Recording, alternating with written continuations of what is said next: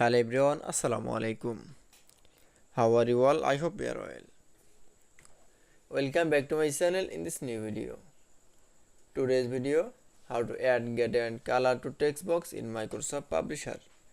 So let's started. At first open your Publisher document. In this video, I will show add, get and color to text box in Publisher. Now go into the home menu option, then click. Now click for text box. Now draw text box. Now type your text.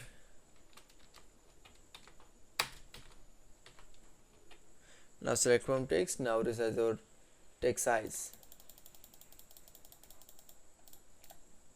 Now select from text box. Now go into the drawing tool from format menu option. Then click for shape fill option. Now click for gradient option. Then select from more gradient. Then we show the interface. Now scroll your mouse. Now select from first color. Then I choose from red color. Then select from second color. Then click for. Now click from green color.